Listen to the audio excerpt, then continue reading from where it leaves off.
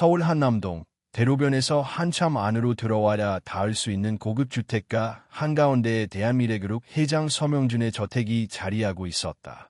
철저한 보안과 절제된 이용을 자랑하는 그 집은 단순한 주거 공간이 아니라 한국 재계 권력의 상징 그 자체였다. 그날 저녁, 저택 안은 이례적인 긴장감으로 가득 차 있었다. 독일 최대 친환경 에너지 기업 슈테인베르크 그룹의 고위 임원들이 곧 도착할 예정이었기 때문이다. 오늘 열리는 비공개 만찬은 단순한 식사가 아니었다. 수조원 규모의 차세대 에너지 공동 프로젝트가 이 자리에서 결정될 가능성이 높았다. 서명준 회장 거실 중앙에 놓인 긴 테이블을 천천히 둘러보며 집사와 비서진에게 마지막 지시를 내리고 있었다. 이른을 훌쩍 넘긴 나이에도 불구하고 그의 눈빛은 여전히 날카롭고 냉정했다. 한번 잡은 기회는 절대 놓치지 않는 수십 년간 재계를 군림해온 사자의 눈이었다. 폭력 준비는 확실하지. 비서실장이 고개를 끄덕였다. 독일 현지에서 오시는 전문 통역사입니다. 슈타인베르크 그룹 전담으로 일하던 인물이라 문제없을 겁니다. 서명준은 짧게 고개를 끄덕였지만 마음 한구석은 이상할 만큼 불안했다. 오늘 협상은 숫자와 조건의 싸움이 아니라 신뢰와 태도의 문제였다. 독일인들은 특히 그런 것을 중시했다. 그 시각, 저택 뒤편 걸체의 작은 주방에서는 또 다른 하루가 조용히 흐르고 있었다. 김말수는 이 집에서 30년 넘게 일해온 입주 가정부였다. 서명준 회장의 식성과 건강, 기분까지 누구보다 잘 아는 사람이었지만 늘 그림자처럼 조용히 살아왔다. 그녀의 삶은 늘 주방과 복도, 그리고 남의 집 마당 안에 국한되어 있었다. 말순의 곁에는 널 살난 손녀 정하은이 있었다. 하은은 어릴 적 부모를 잃고 외할머니인 말순과 함께 이 집에 들어가 살게 되었다. 공식적으로는 말순의 외손녀였고 저택 사람들은 그녀를 벌채에 사는 아이 정도로만 알고 있었다. 하은아, 오늘은 손님들이 귀하신 분들이라서 더 조심해야 한다. 말순은 곡을 저으며 말했다. 응, 할머니. 나 시끄럽게 안 할게. 하은은 조용히 고개를 끄덕이며 채소를 다듬고 있었다. 작은 손놀림이었지만 동작은 놀라울 만큼 정확하고 차분했다. 말순은 가끔 손녀를 바라보며 생각했다. 이 아이는 또래 아이들과는 어딘가 다르다고. 하은은 말수가 적었고 항상 주위를 관찰하는 눈을 가지고 있었다. 무엇보다 한 번 본 것은 절대 잊지 않았다. 숫자든 얼굴이든 말투든 마치 사진처럼 머릿속에 저장해 두는 아이였다. 저녁 6시를 조금 넘긴 시각, 갑작스러운 고함 소리가 본체 쪽에서 터져나왔다. 뭐라고? 아직 독일이라고? 서명준 회장의 목소리였다. 벌채에 있던 말순과 하은도 동시에 고개를 들었다. 잠시 후 본체 쪽에서 비서진이 분주하게 뛰어다니는 소리가 들려왔다. 전화벨 소리, 다급한 발걸음, 억눌린 목소리들이 공기를 갈랐다. 잠시 뒤 비서실장이 창백한 얼굴로 회장에게 보고했다. 회장님, 폭력사분이 비행기 결항으로 오늘 도착이 불가능하답니다. 순간 거실 공기가 얼어붙었다. 지금 이 상황에서 그런 소리를 하라고.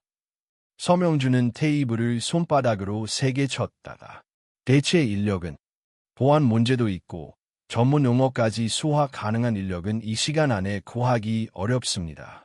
서명준은 잠시 눈을 감았다. 오늘 협상은 통역이 없으면 성립 자체가 불가능했다. 영어로 간단한 인사는 가능했지만 기술 협상과 투자 구조는 독일어가 아니면 안 되는 영역이었다. 그때 현관 쪽에서 자동차 소리가 들려왔다. 회장님, 독일 측 도착하셨습니다. 시간은 기다려주지 않았다. 서명준은 굳은 얼굴로 자리에서 일어났다.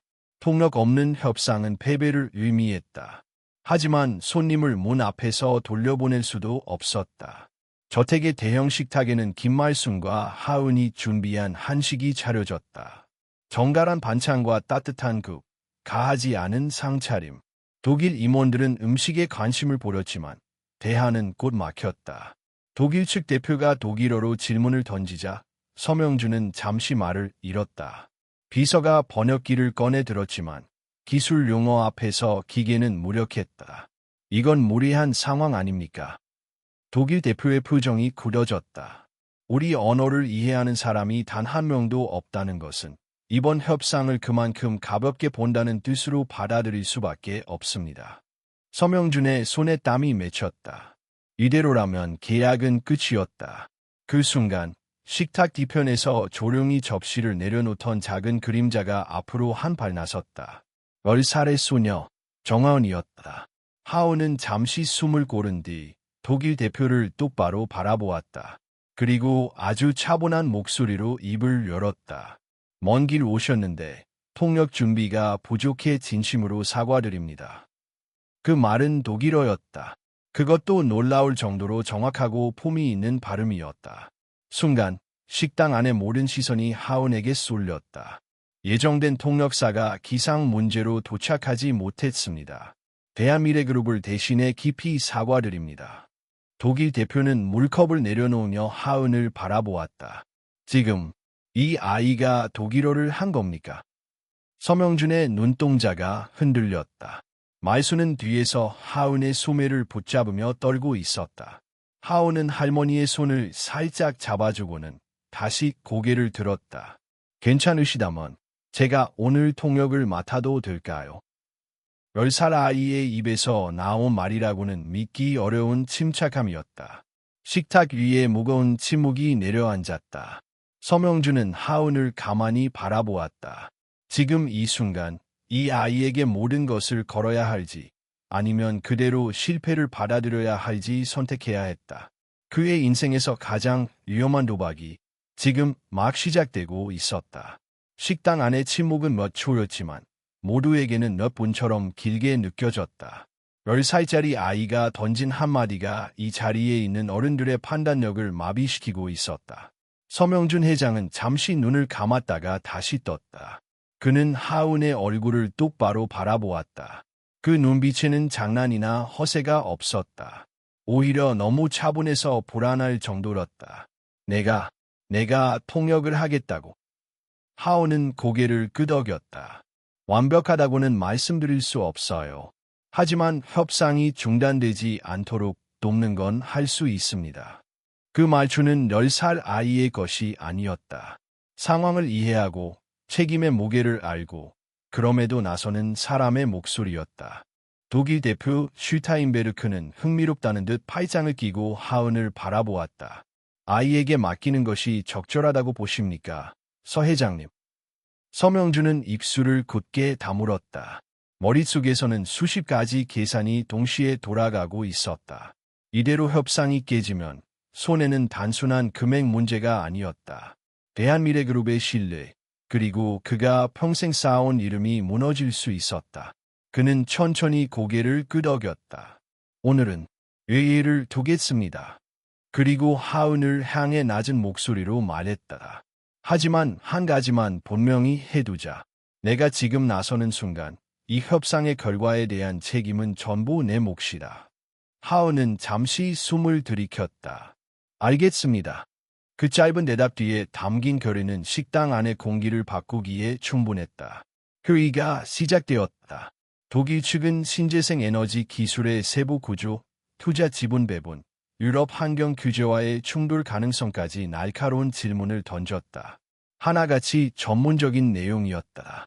비서진들조차 이해하기 어려운 수준이었다. 서명준이 한국어로 답변을 시작하면 하은은 잠시 눈을 감았다가 입을 열었다. 그녀는 단순히 말을 옮기지 않았다. 회장의 말 속에 담긴 의도와 뉘앙스를 독일어로 재구성해 전달했다. 회장님께서는 단기 수익이 아니라 20년을 내다보는 파트너십을 말씀하고 계십니다. 대한미래그룹은 기술 이전이 아닌 공동 성장 구조를 제안합니다. 독일 임원들의 표정이 조금씩 바뀌기 시작했다. 처음의 냉소는 사라지고 호기심과 집중이 자리 잡았다. 이 아이는 단순한 통역이 아니군요. 슈타인베르크는 미소를 지었다. 당신들 기업의 철학을 이해하고 있습니다. 회의는 예상보다 훨씬 부드럽게 흘러갔다. 1시간, 2시간이 지나도 긴장감은 유지되었지만 더 이상 파국의 기운은 없었다. 마침내 독일 대표는 서류 가방에서 계약서를 꺼냈다. 오늘 논의는 매우 만족스럽습니다. 그는 만년필로 서명하며 말했다. 이 아이 덕분에 대한미래그룹을 다시 보게 되었습니다. 그 순간 비서진들 사이에서 억눌린 숨이 터져 나왔다. 계약은 성사되었다. 회의가 끝나고 독일 측이 자리를 뜨자 식당에는 묘한 정적이 흘렀다. 모두가 하은을 바라보고 있었지만 누구도 먼저 말을 걸지 못했다. 서명준은 천천히 자리에서 일어났다. 그는 하은 앞에 섰다. 내 이름이 뭐지? 정하은입니다. 누가 독일어를 가르쳤지? 하은은 잠시 망설이다가 대답했다. 부모님이요. 그 한마디에 서명준의 눈빛이 잠시 흔들렸다. 부모님은 4살 때 사고로 돌아가셨어요. 짧은 대답이었다.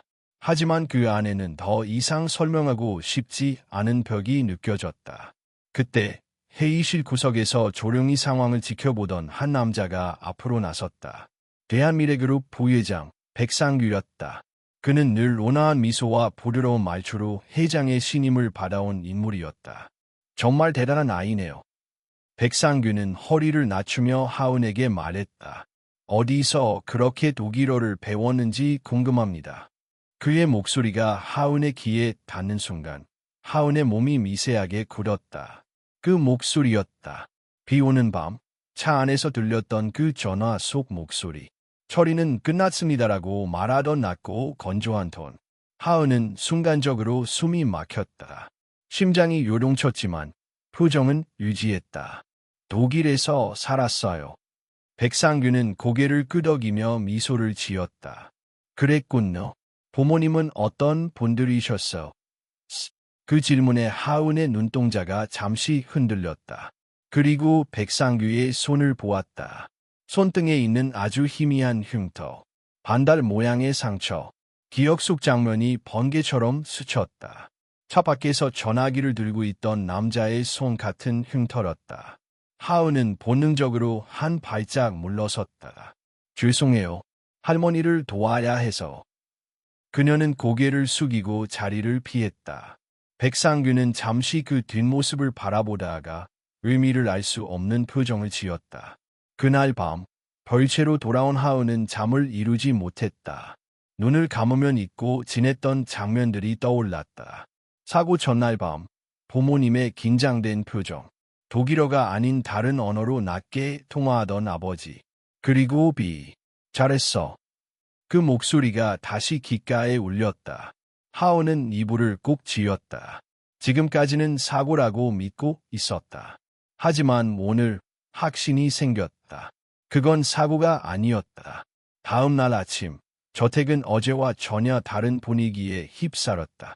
하은에 대한 소문이 빠르게 퍼졌다. 일부 직원들은 아이를 신기하게 바라봤고 일부는 불편한 시선을 보냈다. 서명준은 하은을 따로 불렀다. 어제 일은 대단했다. 그는 잠시 말을 고르다 이어 말했다. 약속은 지켜야겠지. 그는 봉투 하나를 내밀었다. 안에는 수표가 들어 있었다. 액수는 하은이 상상할 수 없는 숫자였다. 이건 내 몫이다. 그리고 잠시 말을 멈췄다가 덧붙였다. 하지만 한 가지 조건이 있다. 하은은 고개를 들었다. 어제 일은 누구에게도 말하지 마라. 특히 밖에는. 하은은 조용히 고개를 끄덕였다. 그녀는 이미 알고 있었다. 어제의 선택이 단순한 행운이 아니라 더 큰 파도를 불러올 것이라는 사실을. 그리고 그 파도의 중심에 자신과 백상규가 함께 서 있다는 것도. 그날 이후 저택의 공기는 눈에 띄게 달라졌다. 겉으로는 아무 일도 없었던 것처럼 조용했지만 하은은 느낄 수 있었다. 시선이 달라졌다는 것을. 발걸음이 멈추는 지점이 자신을 향하고 있다는 것을.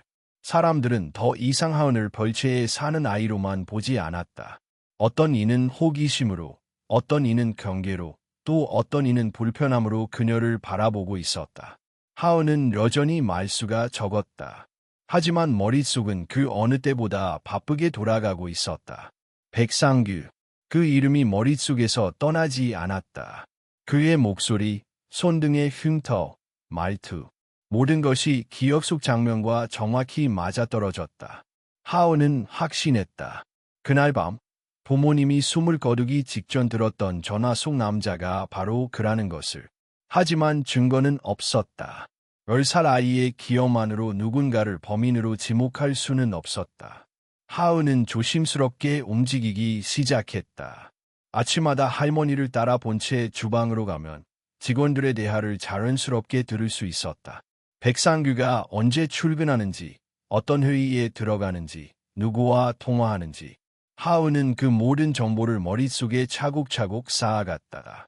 어느 날 저녁, 하은은 복도를 지나던 중 우연히 백상규의 목소리를 들었다. 회의실 문이 완전히 닫히지 않은 상태였다. 이번 주 안으로 정리해야 합니다. 그의 목소리는 낮고 빠르며 평소보다 훨씬 날이 서 있었다. 하은은 본능적으로 발걸음을 멈췄다. 그 아이요. 더 늦으면 위험합니다.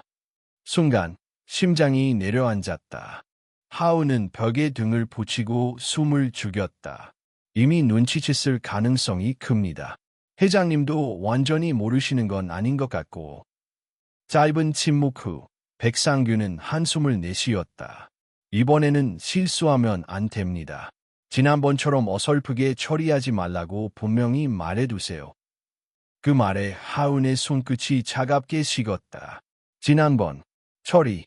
그날 밤의 기억이 선명하게 떠올랐다.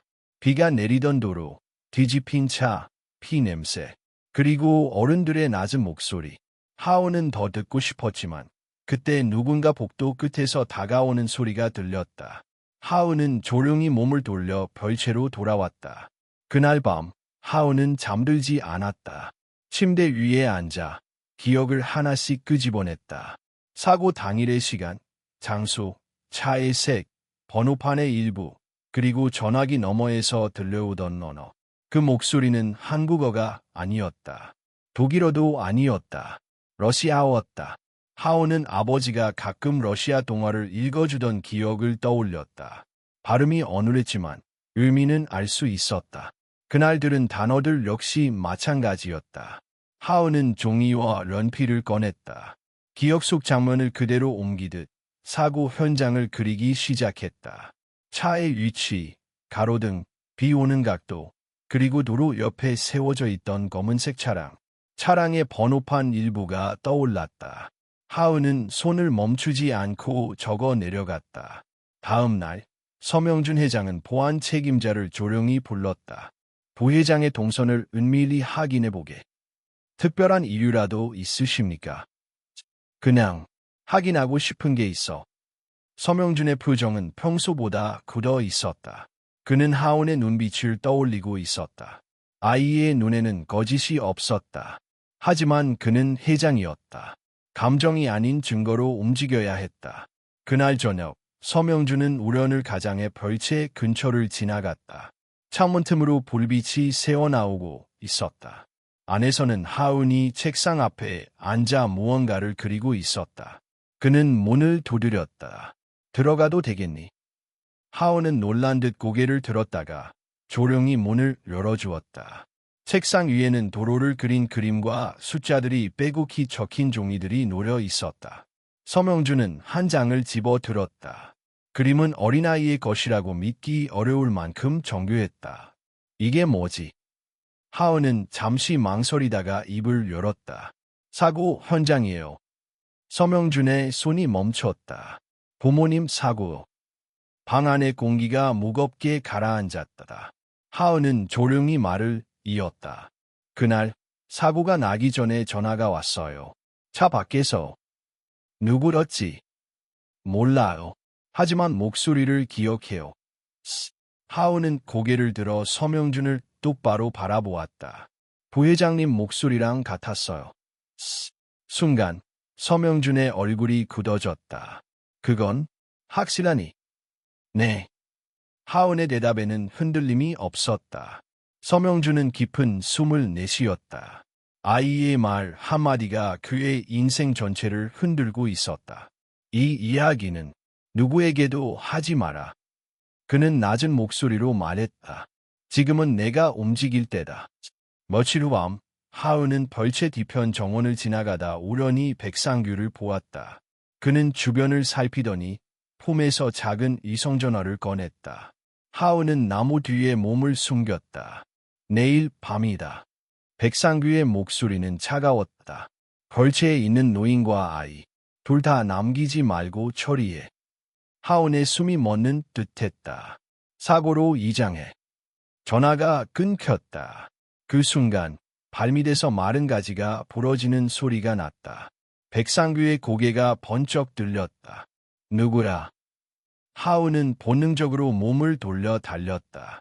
심장이 터질 듯 뛰었다. 하지만 몇 걸음 가지 못해 거친 손이 어깨를 붙잡았다. 이제야 퍼즐이 맞춰지는군.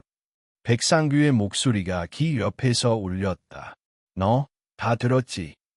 하은은 필사적으로 몸부림쳤지만 힘의 차이는 컸다. 숨이 막혔다. 그때 멀리서 떨리는 목소리가 들려왔다. 하은아. 김말순이었다. 어디 있니?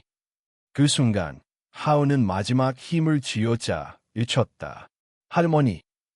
그 외침이 정적을 찢었다. 동시에 저택 곳곳에서 발걸음 소리가 들려왔다. 백상규는 이를 악물고 하은을 밀쳐냈다. 운이 좋군. 그는 어둠 속으로 사라졌다. 바닥에 주저앉은 하은은 숨을 몰아쉬었다. 김말순이 달려와 하은을 끌어안았다.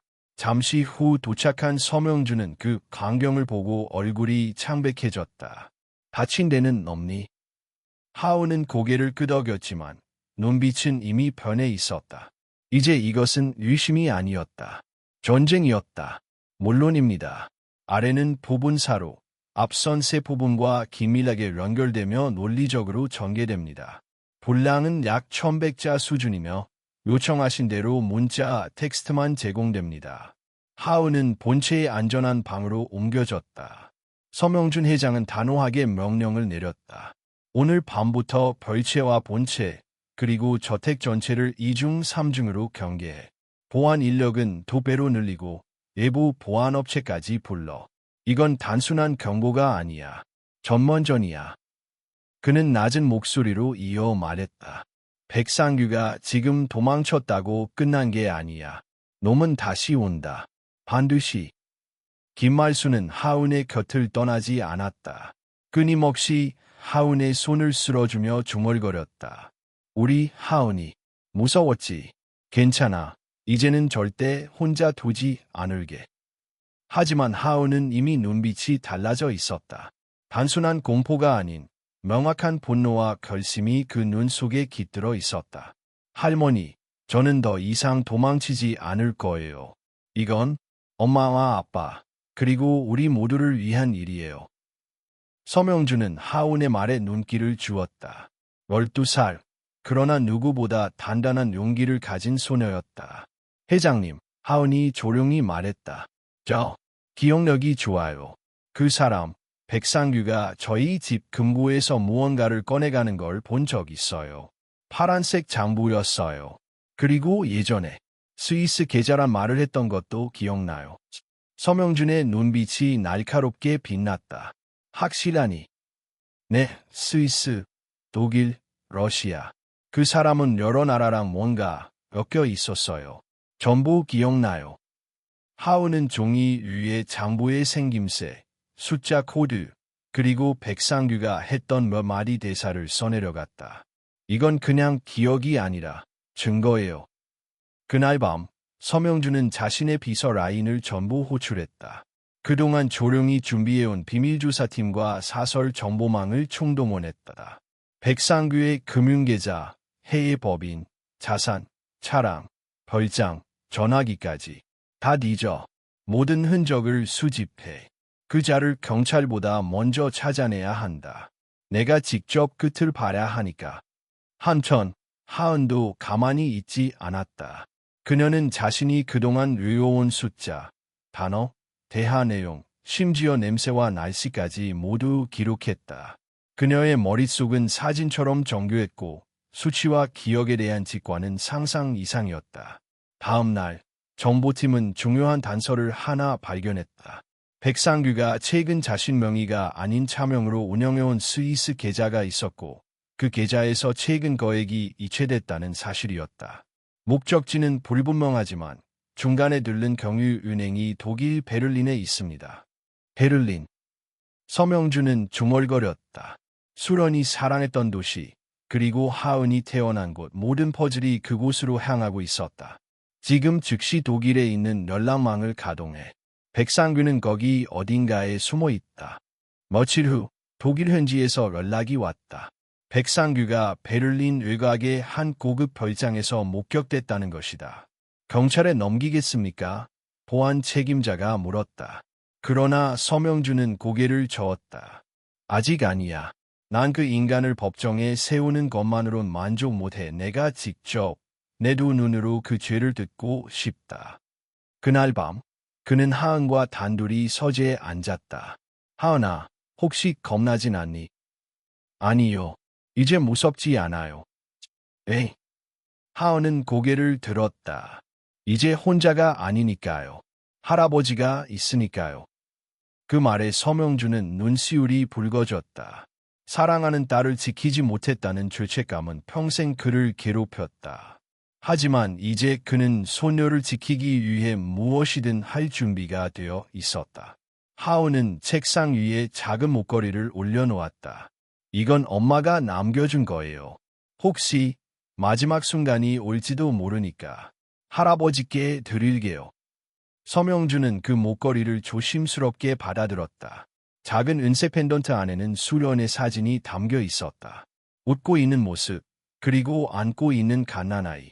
하은이 너구나. 그 순간 두 사람 사이에 말없는 약속이 생겨났다. 정의는 반드시 실현될 것이다. 그것이 고통스럽고 긴 싸움이라도, 그것이 피와 눈물로 가득한 복수일지라도.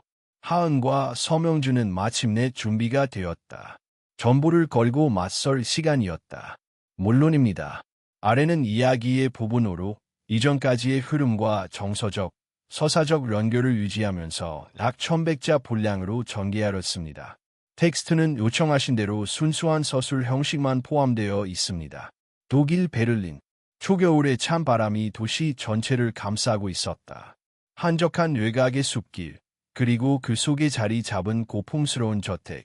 그곳은 백상규가 숨어 지내고 있는 은신처였다. 건물 외관은 조용했지만 내부에는 철저한 보안 시스템과 경호원이 배치되어 있었다. 그 누구도 쉽게 접근할 수 없는 구조였다. 그러나 서명준 회장의 정보팀은 이미 모든 구조를 분석했고 경로와 출입 패턴까지 파악한 상태였다. 오늘 밤입니다. 비서실장이 조용히 말했다. 준비는 끝났습니다. 서명준은 무겁게 고개를 끄덕였다. 하은이는 현재 대기 중입니다. 직접 참여하겠다고 고집을 부렸습니다. 그 말에 서명준은 눈을 감았다. 딸 수련의 얼굴이 떠올랐다. 어릴 적부터 고집이 세고 정의감이 강했던 나이. 지금의 하은은 꼭 그녀를 빼닮았다. 피는 속일 수 없었다. 좋다. 하지만 절대 위험한 곳엔 나서게 하지 마라. 난 이 아이를 두 번 다시 잃을 수 없다. 그날 밤 작전은 시작되었다. 서명준 회장과 비밀 보안팀, 그리고 독일 경찰의 협조 아래 백상규의 은신처를 에워쌌다. 단 한 명도 빠져나가지 못하도록 철저히 봉쇄된 작전이었다. 그러나 예상보다 일이 빠르게 전개되지는 않았다. 백상규는 이미 움직이고 있었다. 정보가 새나갔다는 것을 감지한 그는 이미 도주 준비를 마친 상태였다. 놈이 움직이고 있습니다. 무전기가 울렸다. 차량이 정문을 통해 빠져나가고 있습니다. 서명준은 전면 통제를 명령했다. 차량 추적이 곧바로 시작되었고 베를린 시내로 진입한 백상규의 행적은 경찰에 의해 포착되었다. 동시에 하은은 숙소에서 긴장된 눈빛으로 상황을 지켜보고 있었다. 그녀의 손엔 엄마의 목걸이가 꼭 쥐어져 있었다. 할아버지의 명령으로 현장에는 나가지 않았지만 그녀는 이 싸움이 끝나야만 가족 모두가 평화를 되찾을 수 있다는 것을 알고 있었다. 엄마, 조금만 더 기다려줘요. 곧 끝날 거예요. 한편 백상규는 도주 중에도 여전히 당당했다. 자신이 보유한 자금과 인맥, 그리고 거래한 해외 조직들이 자신을 보호해줄 것이라 믿고 있었다. 그러나 그는 하나를 간과하고 있었다. 그가 상대하고 있는 사람이 바로 서명준이라는 점이었다. 차량은 결국 고속도로 톨게이트 부근에서 포위당했다. 백상규는 도주를 포기하고 체포되었다. 수갑이 채워진 채로 끌려나오던 순간에도 그는 비웃음을 지었다. 이게 끝일 거라 생각하지 마라. 돈이면 뭐든 덮을 수 있어. 그러나 그 비웃음은 곧 사라졌다. 그를 기다리고 있던 것은 서명준 회장이었다. 이제야 얼굴을 보는군. 백상규는 흠칫 놀랐지만 곧 다시 태어난 척 말했다. 오랜만이군요, 회장님. 그래도 예정을 생각해서 부드럽게 다뤄주시겠죠? 내가 죽인 내 딸과 손녀까지 죽이려 한 걸 생각하면 나 널 지옥 끝까지 끌고 가고 싶다. 그 말에 백상규는 잠시 굳어졌다. 이제 넌 끝났어. 법으로, 세상으로, 그리고 내 손으로. 그날 밤 하우는 할아버지의 품에 안겨 긴 숨을 내쉬었다. 모든 게 끝났다는 실감이 아직 나지 않았지만 그녀는 분명히 느꼈다. 더 이상 어두운 그림자가 자신들을 따라오지 않으리라는 것을. 서명준은 하운의 머리를 쓰다듬으며 조용히 말했다.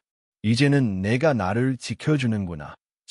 그 말에 하운은 고개를 들어 웃었다. 이제 우리 둘 다 서로를 지켜줘야 해요. 엄마도 보고 있을 테니까요. 그 순간 창밖에는 첫눈이 내리기 시작했다.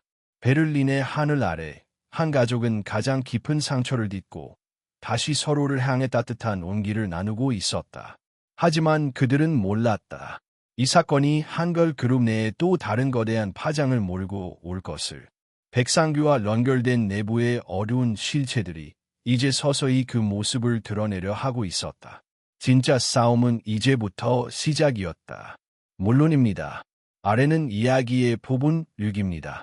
이전까지의 내용과 긴밀히 연결되며 이야기의 갈등 구조가 한층 심화되는 전환점이 포함되어 있습니다. 분량은 요청하신 약 1100자 기준에 맞춰 구성했습니다. 하은과 서명준이 귀국한 날, 인천공항에는 이미 기자들이 진을 치고 있었다. 백상규가 독일에서 체포된 사실은 순식간에 언론에 퍼졌고 그의 배우와 관련된 인물들에 대한 궁금증이 폭발적으로 커지고 있었다. 기자들의 질문은 쏟아졌지만 서명준은 아무런 대답도 하지 않았다. 대신 짧게, 단호하게 말했다. 진실은 조만간 밝혀질 것입니다. 저택에 돌아온 하우는 다시 별채로 향했다. 김말순 여사는 그녀를 꼭 끌어안았다. 우리 하은이 정말 대단했어. 무섭진 않았니? 무서웠어요. 하지만 엄마가 보고 있다고 생각했어요. 그래서 괜찮았어요. 하은은 그렇게 말하며 벌채 창가에 앉아 밖을 내다보았다. 눈은 멎었고 겨울 햇살이 저택 정원에 조용히 내려앉고 있었다. 하지만 평온은 오래가지 않았다. 며칠 후 한벌 그룹 내부에서 이상한 기류가 감지되기 시작했다. 회장님, 백상규와 장기적으로 거래했던 법무팀 이 과장이 갑자기 사표를 제출했습니다. 그리고 비서실장이 말을 망설이자 서명준이 눈을 가늘게 떴다. 그리고 뭐지? 재무이사 박정우, 그리고 전략기획실 최부장까지 3명이 동시에 사표를 내고 현재 회의로 출국 준비 중입니다. 서명준은 서재를 박차고 일어났다. 놈들이 꼬리를 자르려는군. 그는 하은을 불렀다. 하은은 이미 뭔가를 감지한 듯 책을 덮고 조용히 말했다. 백상규 아저씨가 혼자였을 리 없어요. 저번에 금고에서 가져간 장부. 그 안에 다른 이름들도 있었을 거예요. 서명준은 그녀의 말에 고개를 끄덕였다. 그래, 하은아. 혹시 그 장부에 적힌 이름 중 기억나는 게 있니? 하은은 잠시 눈을 감더니 또박또박 이름을 불렀다. 박정우, 최인호, 이관철, 그리고 청옥 프로젝트라는 단어도 있었어요. 청옥 프로젝트. 그것은 한글 그룹의 오래된 비밀 프로젝트였다. 공식적인 자료는 거의 없고 극소수의 핵심 임원들만이 접근 가능한 고위급 전략 사업이었다. 하지만 하우는 그 이름을 어릴 적 한 번 들은 적이 있었다. 엄마가 독일로 떠나기 전날 밤 서재에서 백상규와 싸우는 소리 속에서 그 청옥 프로젝트가 뭐길래 우리 가족을 이 지경으로 만든 거예요. 서명준은 한숨을 내쉬며 서류함을 열었다. 깊숙한 곳에 감춰둔 오래된 파일 하나를 꺼냈다. 청옥 1997.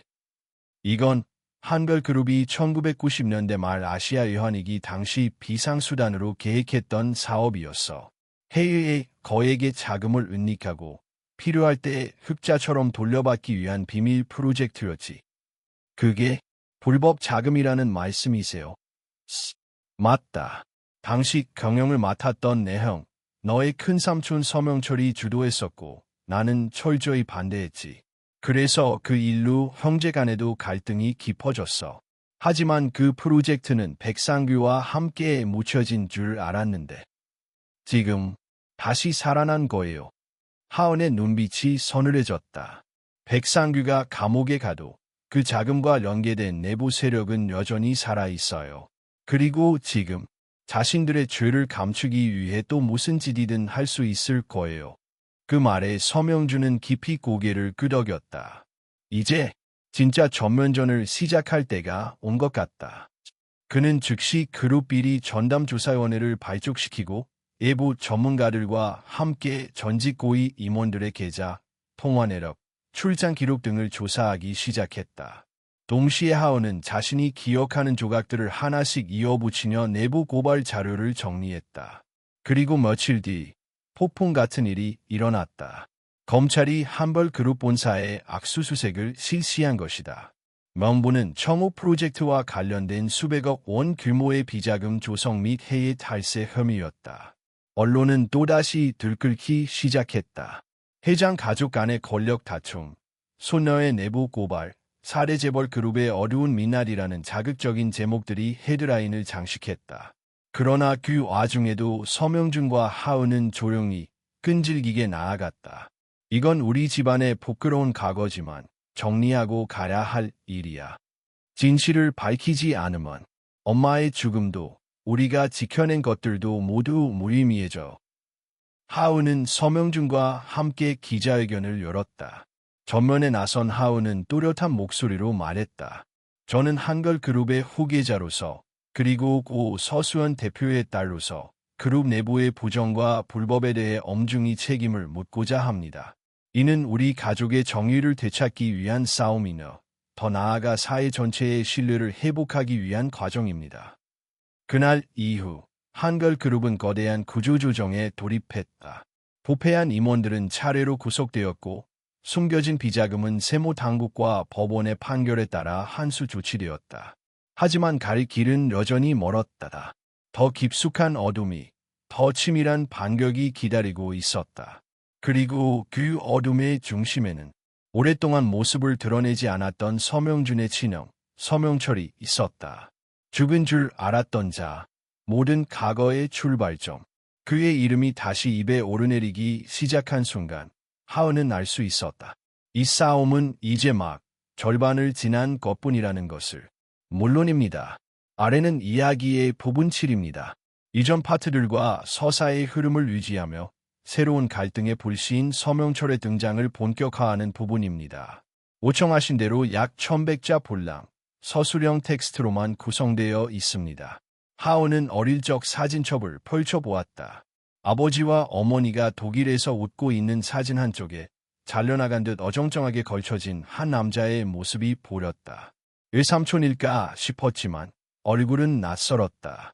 아니, 낯익었지만 오랫동안 잊고 지냈던 얼굴. 김 여사에게 사진을 보여주자 그녀는 사진을 받아들고 조용히 한숨을 내쉬었다. 그 사람, 서명철이야. 회장님의 형, 너한테는 큰할아버지가 되는 분이지. 그분은 돌아가신 거 아니었어요. 김 여사는 고개를 천천히 저었다. 아니야. 죽었다고 알려졌을 뿐이지. 공식적으로는 회의에서 사고를 당했다고 했지만 사실 그때부터 자취를 감췄어. 모두들 모른 척했지.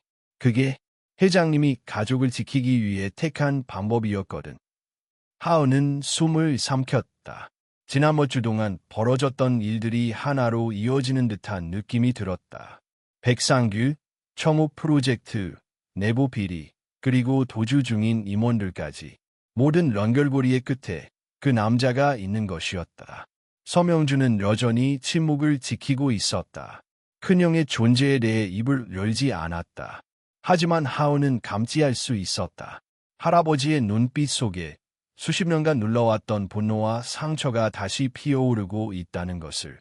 그날 밤 하우는 서재로 조용히 들어가 회장 앞에 앉았다. 할아버지, 이제는 저한테도 말해주세요. 그 사람, 서명철이라는 분이 대체 어떤 사람이었는지. 서명준은 한참 동안 침묵했다. 벽난로에 불꽃만이 작은 소리를 내며 타올랐다. 그러다 그가 입을 열었다. 멍철이는 원래 나보다 훨씬 똑똑했지. 젊을 때부터 야망이 컸고 돈과 권력을 지기 위해 수단을 가리지 않았어. 나는 항상 회사를 사람 중심으로 키우자고 했지만 멍철이는 숫자와 이익이 우선이었지. 그럼 왜 같이 경영하지 않으셨어? 처음엔 그랬어. 하지만 1997년 IMF 때 그 아이가 벌인 일이 도를 넘었어. 청옥 프로젝트. 나는 반대했지만 이미 자금이 해외로 흘러나간 뒤였지. 회사를 살리기 위한 명분이 있었지만 그 속엔 자신의 이익도 숨겨져 있었어. 서명준의 눈빛이 어두워졌다. 결국 우리 둘은 맞섰고 나는 이사회를 소집해 그를 내쫓았어. 그리고 공식적으로 그는 해외 출장 중 사고로 사망한 걸로 처리했지. 사실은 회장직에서 쫓겨난 수치에 스스로 모습을 감춘 거였어. 그런데 다시 나타난 거군요. 백상규를 통해. 그래, 그는 사라진 게 아니었어.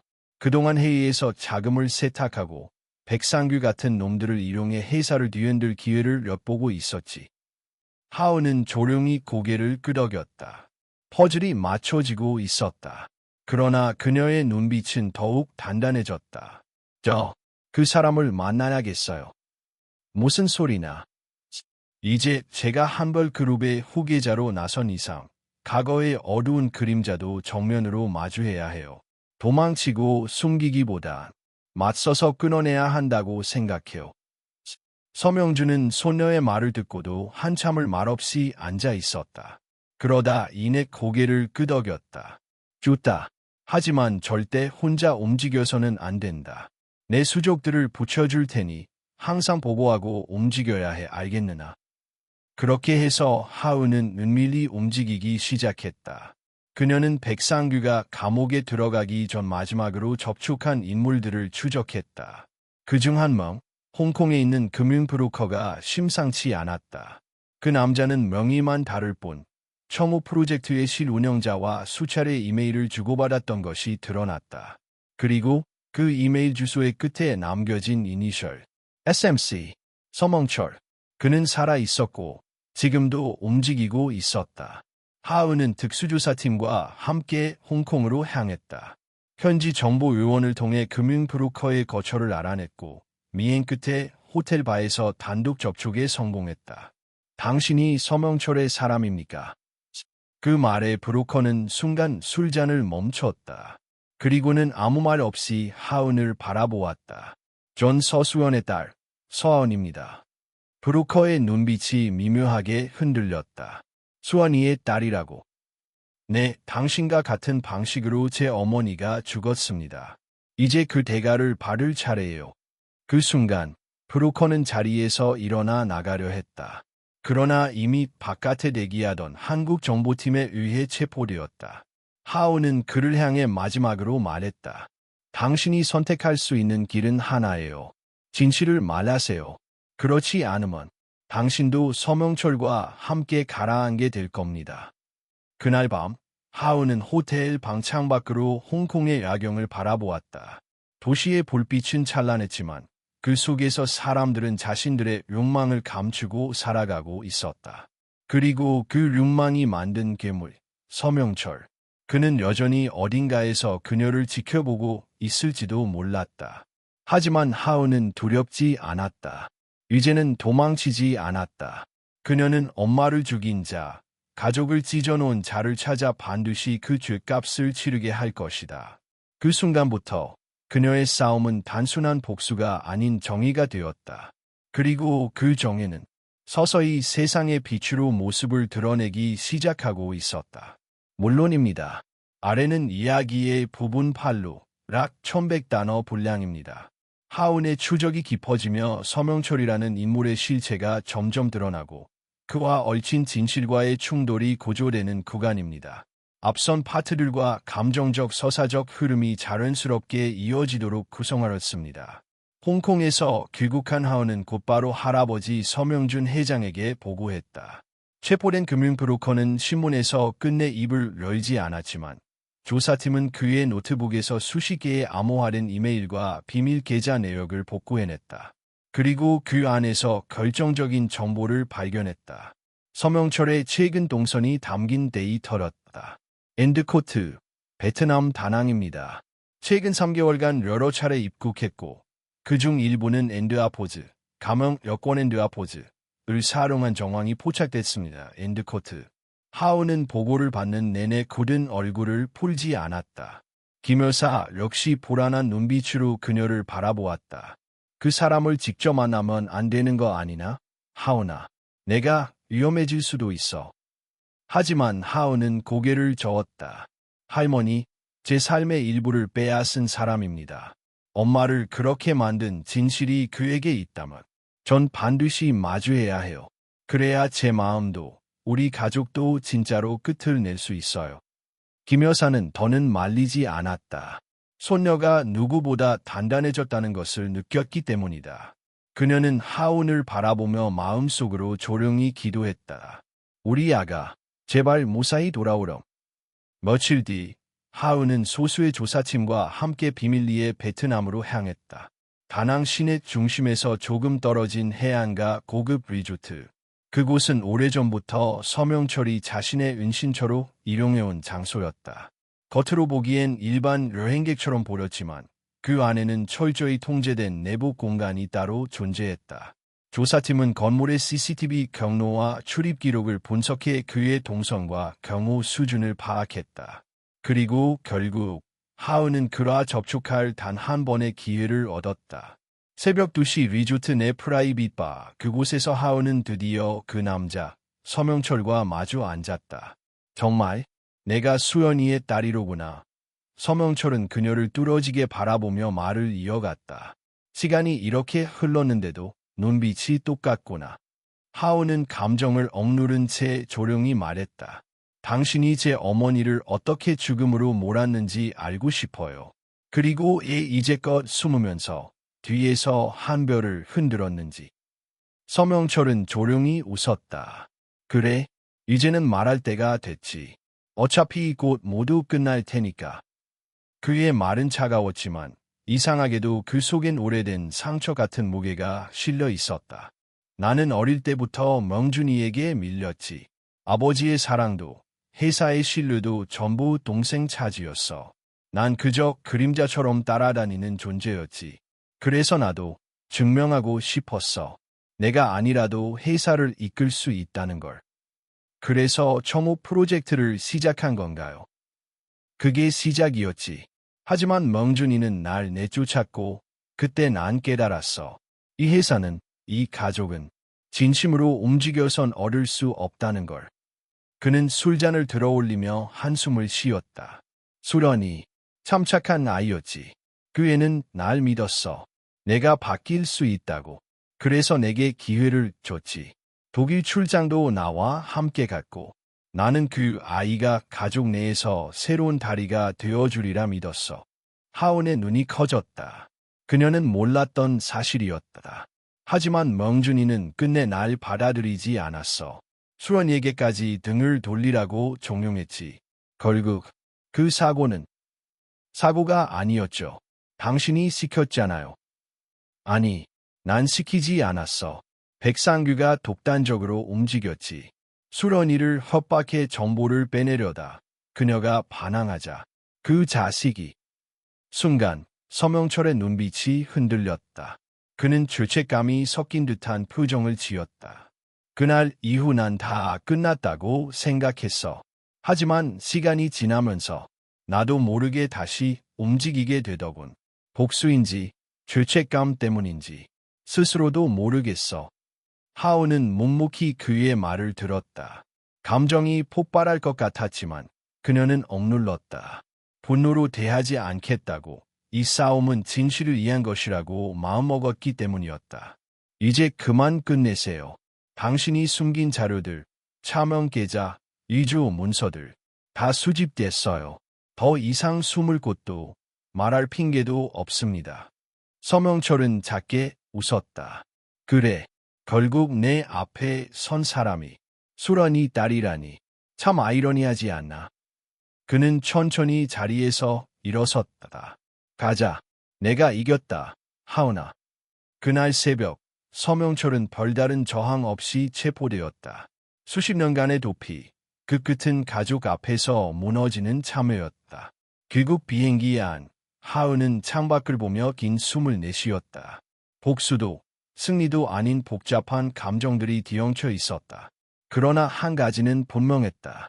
이제 진실은 모두 드러났고 그로 인해 상처받은 가족들은 비로소 한 발자국 앞으로 나아갈 수 있게 되었다는 것.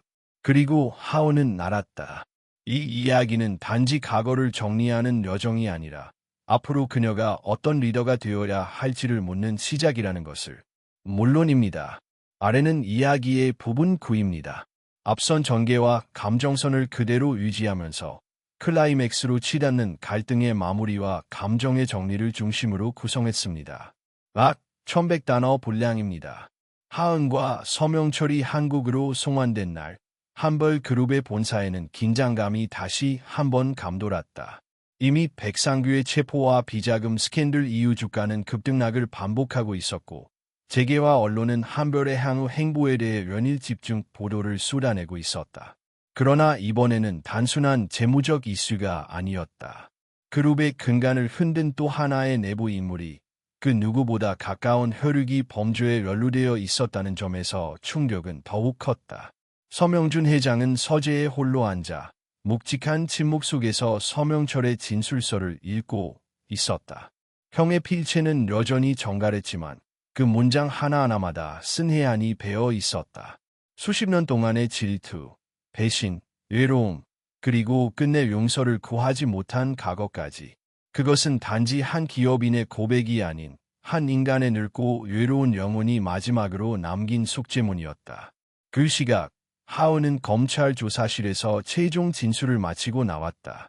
그녀는 모든 것을 있는 그대로 털어놓았다. 독일에서의 만남, 서명철의 고백, 그리고 엄마의 죽음과 얽힌 진실까지. 더 이상 숨길 것도 예고할 이유도 없었다. 조사실 밖에는 김 여사가 기다리고 있었다. 하온을 본 그녀는 무언의 눈물로 손녀를 맞았다. 할머니, 다 끝났어요. 진짜로. 하온이 미소 지으며 말했다. 아니다. 우리 하온이 이제 진짜 시작하는 거야. 아주 멋진 시작이 될 거야. 며칠 후 서명철은 구속 수감되었고 검찰은 정식 기소를 결정했다. 재판은 빠르게 진행될 예정이었다. 국민의 관심이 집중된 사건이었고 증거 역시 차고 넘쳤다. 회사를 상대로 한 배임, 횡령, 그리고 증거니까 교사 혐의까지. 형량은 사실상 종신형에 가까울 것이 분명했다. 그러나 서명준 회장은 마지막으로 형과 단둘이 마주 앉을 시간을 요청했다. 교도소 접견실, 두 형제가 마주 앉은 건 수십 년 만이었다. 말수가 적던 서명철은 형을 보자마자 고개를 숙였다. 할 말이 있으면 해. 이게 마지막일지도 모른다. 서명준의 목소리는 단호하면서도 이상하리만큼 조용했다. 형수님, 수련이 다 내 죄라. 변명하지 않겠어. 그 아이는 날 믿었는데. 믿음은 깨졌고 그 대가는 크지. 넌 결국 내 욕망을 선택했어. 그것도 가족을 팔아서. 맞아. 그래서 지금 이 자리야. 하지만 너는, 하은이는 다르게 살아줬으면 한다. 그렇게 잘 자라서, 그렇게 강해져서 날 무너뜨릴 수 있었던 것도 그 아이가 수련이의 딸이었기 때문이야. 서명준은 조용히 눈을 감았다. 넌 내 방식으로 내게 복수를 했지. 하지만 하은은 내가 상상도 못할 방식으로 복수했어. 증오로 너를 꺾은 게 아니라 진실로 너를 꺾은 거야. 그게 우리 아이들이란 말이다. 서명철은 더는 아무 말도 하지 못했다. 접견 시간이 끝났고 그는 조용히 자리에서 일어났다.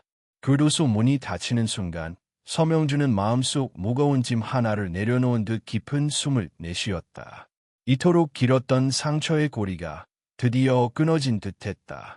며칠 후 한벌그룹 본사에서는 임원단 회의가 열렸다. 주요 안건은 그룹의 새로운 경영, 철학 선포와 더불어 하은의 공식적인 후계자 지위 발표였다. 그동안의 하락은 이미 사내에서 인정받고 있었고 하은은 더는 회장 소녀가 아닌 차세대 리더로서의 입지를 굳혔다. 단상에 선 하은은 단정한 정장 차림으로 깊은 숨을 들이켰다. 그녀의 눈빛은 어느 때보다 강인했고 목소리는 단호했다. 저는 오늘 이 자리에서 다시 태어난 한벌그룹을 여러분께 약속드립니다. 우리는 단지 수치를 높이는 기업이 아니라 사람을 가장 소중히 여기고 정의와 윤리를 지키는 기업이 되어야 합니다. 더 이상 과거의 그림자에 휘둘리지 않을 것이며 책임과 투명성을 기반으로 새로운 미래를 만들어갈 것입니다. 회의장은 조용했지만 이내 뜨거운 박수로 가득 찼다. 특히 과거 서명철과 가까웠던 몇몇 임원들조차 그녀의 태도에 고개를 숙였다. 이제 그룹 내에는 오로지 능력과 신뢰만이 통하는 새로운 질서가 자리 잡기 시작했다. 회의가 끝난 후 하은은 정원급 벌채로 향했다. 김 여사와 함께 저녁을 준비한 후 서명준 회장의 방으로 조용히 들어갔다. 거동이 불편해진 그를 위해 매일 손수 저녁을 차려드리는 건 하은의 일과 중 가장 소중한 시간이었다. 할아버지, 오늘 회사에서 좀 멋진 일 하고 왔어요. 그래, 우리 하은이 오늘도 회사를 구해나 보지. 아직 갈 길은 멀어요. 하지만 점점 나아지고 있어요. 그리고 전 이제 과거에서 완전히 나왔어요. 엄마가 늘 말하던 것처럼 진짜 중요한 건 지금을 어떻게 사느냐는 거니까요. 서명준은 흐뭇한 미소를 지으며 그녀의 손을 꼭 잡았다. 그래, 잘했다. 넌 수련이보다도 더 강하게 자랐다. 내가 내 피를 이어받은 가장 큰 자랑이란 걸 잊지 마라. 창밖에는 봄비가 조용히 내리고 있었다. 그 빗방울 너머로 벚꽃잎이 흩날리며 마당을 채우고 있었다. 모든 상처는 흔적으로 남았다. 그러나 이제 그것들은 더 이상 통증이 아닌 성장의 기억으로 바뀌고 있었다. 하은은 할아버지와 김 여사, 그리고 한별이라는 거대한 이름을 등에 업고 앞으로 나아가야 할 새로운 시간을 준비하고 있었다. 그리고 그 미래는 더 이상 복수나 죄책감이 아닌 사랑과 책임으로 채워질 것이 분명했다. 물론입니다. 아래는 이야기의 벌프 마지막 부분, 제10부, 락 1100단어, 벌프입니다. 전체 이야기의 정서와 서사를 유지하며 감정적으로 여운을 남기고 강력한 결말을 담았습니다. 주제는 회복, 사랑, 미래에 대한 희망입니다. 하은이 한벌그룹의 최연소 이사로 정식 취임한 지 1년이 지났다. 그동안 회사는 급격한 변화를 겪었다. 투명 경영, 세대 교체, 윤리 중심의 구조 개편이 단행되었고 기업 이미지는 완전히 탈바꿈했다. 과거의 그늘 속에서 탄생한 새 얼굴, 정한이라는 이름은 이제 한벌그룹의 상징이자 대한민국 차세대 리더로 불리고 있었다. 그러나 그녀의 삶은 여전히 단단하고 단순했다. 아침 6시, 김 여사와 함께 벌채 주방에서 직접 차린 아침을 먹고 저택 정원을 가로질러 본사로 출근하는 길. 퇴근 후에는 할아버지 서명준 회장의 방으로 향해 하루를 정리하며 함께 저녁을 먹는 시간. 이 모든 루틴은 마치 그녀가 품은 과거의 상처를 스스로 치유하듯 조용하고 성실하게 반복되고 있었다. 어느 날, 하은은 회사에서 예부 강연 요청을 받았다. 주제는 윤리적 리더십과 개인의 서사. 처음에는 거절하려 했지만 할아버지의 조언 한마디가 그녀의 마음을 움직였다. 내 이야기를 세상에 들려줘라. 내가 어떤 길을 걸어왔는지 말할 수 있을 만큼 성장했다면 그건 누군가에게 빛이 될 수 있다는 뜻이다. 하은은 준비 없이 무대에 오르지 않았다. 그녀는 강연 며칠 전부터 자신의 과거를 차근히 되짚으며 노트북에 문장을 적어 내려갔다. 엄마의 죽음, 할머니와 별채에서의 삶, 진실을 마주한 순간, 복수가 아닌 정의를 선택한 선택까지. 강연 당일 1,000명이 넘는 청중 앞에 선 하은은 평온한 표정으로 말을 시작했다. 안녕하세요. 저는 정하은입니다. 그리고 오늘은 제 이야기를 하러 이 자리에 섰습니다. 한 CEO의 이야기이기 전에 한 사람의 성장 이야기입니다. 그녀의 이야기는 단순한 성공담이 아니었다. 무너진 가족, 조작된 진실, 감추어진 정체성, 그리고 그 모든 것을 마주하고 나아간 한 소녀의 이야기. 장례는 숨소리조차 조심스러울 만큼 고요했고 하은의 마지막 말이 끝났을 때 청중은 오랫동안 침묵하다 이내 조용히 박수를 보냈다. 강연이 끝나고 한 고등학생이 그녀에게 다가왔다. 수줍은 눈빛으로 묻는다. 정하은 이사님, 저는 부모님이 이혼하고 지금 할머니랑 살고 있어요. 가끔 제가 아무것도 아닌 존재처럼 느껴질 때가 있어요. 근데 오늘 이야기 듣고 저도 언젠가 저만의 이야기를 만들 수 있을 거란 생각이 들었어요. 고맙습니다. 하은은 소녀의 손을 꼭 잡았다. 당연하지. 넌 지금도 충분히 누군가의 자랑이야. 그러니까 너도 너를 믿어줘. 세상에서 가장 먼저 너를 지켜줄 수 있는 사람은 바로 너 자신이야. 그날 밤, 하은은 별채 창가에 앉아 밤하늘을 바라보았다. 별빛 아래 정원은 고요했고 봄꽃이 남긴 흔적들이 은은한 향기를 퍼뜨리고 있었다. 김 여사는 그녀의 곁에 앉아 손을 맞잡았다. 우리 하은이 엄마 없이도 참 잘 컸다. 내 엄마가 지금 널 보면 얼마나 기특해할지 몰라. 아니에요, 할머니. 전 지금도 엄마가 곁에 있는 것 같아요. 이렇게 손을 잡아주는 할머니가 있고 늘 지켜봐 주시는 할아버지가 있어서요. 그녀는 잠시 말을 멈추고 조용히 웃었다. 그리고 이제는 나 자신이 돼서 살아가고 싶어요. 누구의 손녀, 누구의 딸이 아니라 그냥 정하은으로. 며칠 뒤 하은은 공식적으로 그룹의 차기 회장 후보로 임명되었다. 서명준 회장은 자신이 물러날 시기를 정하며 이사회에 하은의 후계 승인을 요청했다. 누구도 반대하지 않았다. 오히려 대다수는 이미 그녀를 실질적인 리더로 받아들이고 있었기에 형식적인 절차일 뿐이었다. 그날 저녁, 가족 세 사람은 저택의 정원에서 조촐한 축하 식사를 했다. 할아버지는 와인을 따르고 김 여사는 손수 만든 갈비찜을 내왔다. 하은은 잔을 들며 말했다. 할아버지, 할머니, 오늘 제가 여기까지 올 수 있었던 건 두 분 덕분이에요. 정말 감사합니다. 서명준은 떨리는 손으로 잔을 들었다. 이제야 난 너희 엄마에게 제대로 된 약속을 할 수 있을 것 같구나. 우리 하은이를 지켜주지 못한 죄책감에서 이젠 조금 벗어날 수 있을 것 같다. 김 여사는 눈물을 훔치며 잔을 들어올렸다. 우리 하은이가 우리 수연이보다도 더 훌륭하게 자랐지. 이만하면 걱정 없이 눈 감을 수 있겠다. 그러나 그날 밤 세 사람은 더없이 밝게 웃었다. 아무도 슬프지 않았고 더 이상 고통을 기억하지도 않았다. 그들의 삶은 더 이상 과거에 얽매이지 않고 미래를 바라보고 있었기 때문이다. 하은은 자신이 서 있는 위치를 안다. 수많은 고통을 지나온 끝에 얻은 자리, 그 자리를 지키기 위해 그녀는 앞으로도 단단해질 것이다. 그리고 그 단단함은 타인을 짓밟는 강함이 아니라 누군가를 품을 수 있는 따뜻한 힘이 될 것이다. 밤하늘 위 두 개의 유난히 밝은 별이 그녀의 방 창밖에서 빛나고 있었다. 수런과 수연의 남편, 하은의 부모가 지켜보는 듯한 그 빛은 하은이 걸어갈 길을 조용히 비추고 있었다. 이제 진실은 드러났고 상처는 치유되었다. 그리고 사랑은 다시 시작되었다.